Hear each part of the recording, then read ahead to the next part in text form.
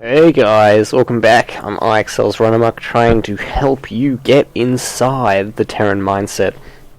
Or at least my mind anyway, to help you get along and get through them latter games and potentially help you Terrans win more.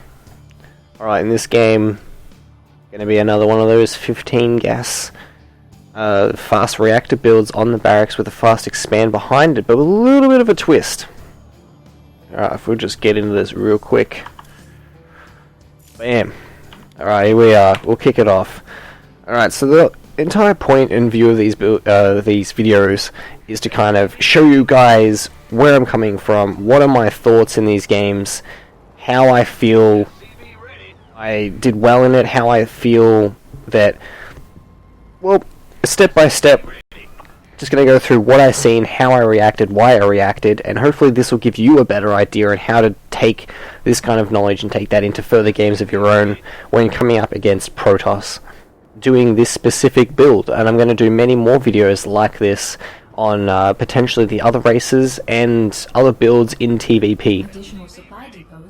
But obviously they will be covered in other sessions. Now, obviously this is now going to be one of those 10 depot, 12 racks, 15 gas builds. And this is the core opening that we want to achieve right now. And we'll worry about other little things a little bit later. So here we are, my barracks is going down. I'm just setting up my basic setup, which is, 1, 2, 3, just some SCVs to kind of help me get used to the flow. 4 and 5, obviously my racks and my CCs. And I'm setting up my camera hotkeys, so you'll see me flicker around sometimes. And it's just to get that kind of muscle memory before the game. I always rally my 14th built SCV that comes out of the command center to my refinery. You'll notice that I put it on the south side of my command center this game, and this is because if a probe gets up my ramp before something like a 9 pylon scale. Like a 9 pylon scout will see my 15 refinery, there's no doubt. Unless I want to do something really tricky, maybe cut a quick little corner, delay my marine and my SCVs a little bit, and go for one of those like real nasty ass depot blocks, and then send my SCV off to go do whatever. That's one way you can kind of cut him out, but at the end of the day, this build's pretty standard. I don't really feel like Protoss needs to overcommit and do something crazy like that, and generally they won't. Depots go down. Pretty sure because I stuffed this up and I got enough gas, I was just like, whatever. Reactor first. It's a risk. If he does something like crazy and rushes for like Stalker Mothership Core after like a 9 pylon 11 gate or a 10 gate into like really fast simulators, then obviously I'm going to be in trouble, but I'm taking a chance. I'm not playing overly safe. I'm going now for my bunker and low ground. Seems to be the nice position. I seem to have found the nice position to put it on Neo Planet S. It's a position I think works well. Get in his base. I see double gas. Now this is interesting. Double gas builds. What you're looking at is your blink, your DTs, oracles, or sometimes they can transition this into a really just 2 stalkers, mothership core expansion into double forge. They're the kind of builds you're kind of throwing around here, but I decide in this game I want to play a little bit more aggressive. I want to meet him on the battlefield before his upgrades kick in, and this is basically a 2 racks into factory into starport with stim. Sometimes you can get combat shields out, but that's like a little bit after you get a main engagement. So in saying this, I'm not using my gas. I'm not going for a faster factory. I throw down my engineering bay. I want upgrades now. I want to meet him with upgrades. Obviously, I'm getting now my second barracks. I want to get the tech lab. I want to start getting my bio upgrades, like stim combat shields. I don't need a second refinery just yet, because I'm not... You usually get your second refinery after you get your factory, because that's when you're going up a tech. Now, this is one of those games where this stalker position is really, really annoying. But I deal with it, it's fine. Second barracks finish, instant tech lab, things like that. I've got a lot of gas, so this build obviously isn't totally refined either. This is more of an on-the-fly decision making, I felt. I was kind of like, okay, well this game I want to try and do this to him. We'll see how it goes. Getting the units, getting my factory, stim. I could even transition this into MVP's Marine Tank Contain, something like that, but that's obviously not my decision making. I see these blurs, and I'm like, holy shit, DTs, 7 minutes, okay, it's a 1-base DT rush. Instantly try and evac, I pull SCVs to hold, I build a turret instantly as I've already got my engineering base, so in essence, this kind of helped a lot. Go instantly salvage the bunker. I want as much money as I can salvage right now. And I've got my missile turret down. I evac my command center. It comes up to the high ground again. We're still in good shape. We've taken no damage from this at all. My second opinion right now is, Protoss can oftentimes transition this into a robo and continue off one base, and he might land somewhere in the middle of my base and go around my turret defense, so that's why I've got a second one in my natural, just in case. But I separate my Marines into the two main likely areas where these DTs could possibly come in through a War Prism, or means like that. Continue to build units, Stim's still on the way.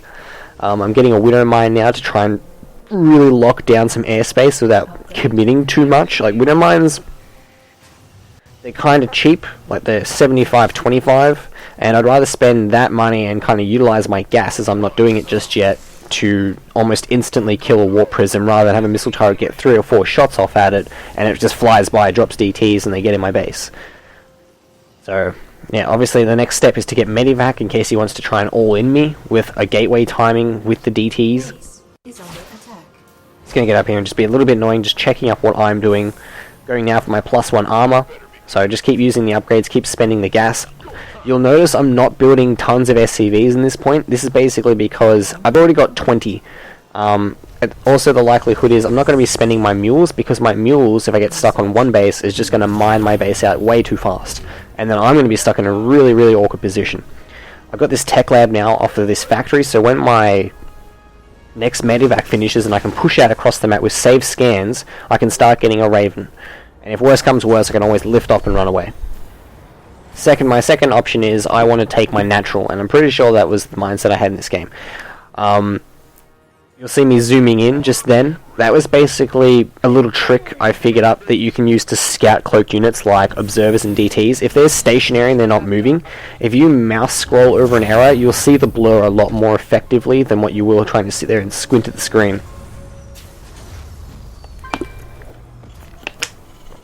Alright, so adding up, going into your basic standard buyer plate, you got your 3 racks, you've got your Medivacs. I lifted off my factory, now it's halfway across the map. This is basically because I know I don't need it anymore. I'm going to send this to his base and see what he's doing. Like, I've got no scouting information. Anything that moves out across the map could probably just die to a DT. So I'm just conserving, I'm using what I have to get as much information about my opponent as I can at the moment, and I'm kind of just sitting here. Okay, this is really key. I see he's got a natural, but he's moving out across the map. I'm like, I can't deal with that many Zealots and that many Archons. Instantly, bunkers. Here's 3 bunkers, try and get them up as quick as possible.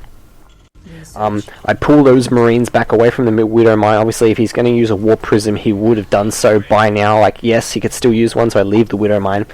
Continue to build units. My Raven's coming out. This is going to help me a little bit, not too much, but even this here has created a nice sim city where his units are funneling in. His Archons can't get the splash damage that they want, and this is really good. He puts down a time warp, but it doesn't really give him much benefit at all. My bunkers are now finished. I'm now secure. My factory is just flying around now through his natural and can do whatever the hell it pleases. I'm now probably going to transition into a 2-base all-in, so I instantly go for my Ghost Academy to deal with this Zealot Archon threat that is faced in front of me. Start building more Marines, start building potentially some Ghosts. I can see he's now coming back in once again. I drop down a turret. At some point here, I know this factory. I'm pulling back units where his Zealots are mainly focused on, so this allows me to do better. He attacks, he GGs, so he must have tried to follow this up with some kind of all-in. You can see he's got no upgrades, and if we go to his base, he's actually sitting on 6 gateways, 7 gateways, and 38 probes. So he probed up a little bit, but he would have committed to a big attack, and it didn't work for him. And now, because this Archon's going to die, and he's low on resources, my counterattack will just outright kill him. I've got a Raven, or had a Raven. I've still got a Raven, so he can't use DTs to cut me down mid-map and force out scans to do some economic damage to me either way, and he'll have nothing. And if he uses Photon Overcharge on his Nexus, I'm going to be able to use the PDT. That instantly cancels that out. Whatever Zealot buffer he has is now inert. I'm on 1-1 upgrades, and that's game. Beautiful.